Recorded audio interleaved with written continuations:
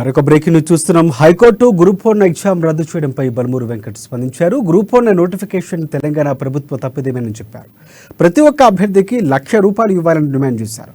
నిరుద్యోగులతో ప్రభుత్వ నాయకులను జిల్లాల వారీగా అడ్డుకుంటున్నామన్నారు. ఇక టీఎస్పీఎస్సీ పారదర్శకంగా పనిచేయాలని కోరారు. యువతకు న్యాయం జరిగేలా సహాయం చేయాల్సిన బాధ్యత ప్రభుత్వంపై ఉందన్నారు.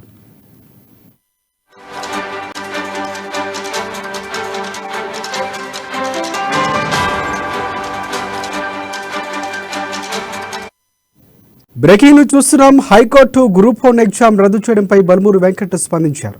గ్రూప్ 1 నోటిఫికేషన్ తెలంగాణ ప్రభుత్వ తప్పిదమేనన్నారు. ప్రతి ఒక్క అభ్యర్థికి ₹1,00,000 ఇవ్వాలని డిమాండ్ చేశారు. నిరుద్యోగులతో ప్రభుత్వ నాయకులను జిల్లాల వారీగా అడ్డుకుంటామన్నారు. టీఎస్పీఎస్సీ పారదర్శకంగా పనిచేయాలని కోరారు. యువతకు న్యాయం జరిగేలా సహాయం చేయాల్సిన బాధ్యత ప్రభుత్వంపై ఉందన్నారు బల్మూరు వెంకట్. మీరు ఆలోచించాల్సిన అంశం ఒకటి ఉంది. మేము ఎగ్జామ్ మంచిగా రాసినాము అన్న, మేము క్వాలిఫై, మాకు అన్యాయం జరిగిందని చెప్పి మీరు భావించవచ్చు. కానీ వీళ్ళు లోపాయిక ఒప్పందాలు పెట్టుకొని గతంలో ఎవరికైతే పేపర్ నమ్ముకున్నారో మళ్ళీ వాళ్ళకే ఉద్యోగం వచ్చే విధంగా 258 మందిని ఎగ్జామ్ రాసిన ఒక 24 గంటల తర్వాత యాడ్ చేశారు. అంటే అర్హులైన విద్యార్థులకి, నిరుద్యోగులకి ఉద్యోగాలు రావాలని ఏ కళతోటి, కాంక్షతోటి సోనియా గాంధీ గారు తెలంగాణ రాష్ట్రాన్ని ఇచ్చారో ఆ కళల్ని, కాంక్షల్ని నెరవేర్చాలని, అర్హులైన నిరుద్యోగికి ఉద్యోగాలు రావాలని చెప్పాలి.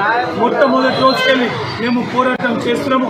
3 నెలల తర్వాత ఏర్పడే కాంగ్రెస్ ప్రభుత్వంలో ప్రతి ఒక్క నిరుద్యోగికి, అర్హులైన నిరుద్యోగులకు ఉద్యోగాలు వచ్చే విధంగా మేము కృషి చేస్తామని ఒక నమ్మకాన్ని కల్పిస్తూ టీఆర్ఎస్ పార్టీ చేసిన తప్పిదం వల్ల మీరు నష్టమైంది కాబట్టి టీఆర్ఎస్ పార్టీ ప్రతి ఒక్క నిరుద్యోగికి ₹1,00,000 ఆర్థిక సాయం చేయాలని చెప్పని, వాళ్ళ ఖాతాల్లో జమ చేయాలని చెప్పని కూడా డిమాండ్ చేస్తున్నాము.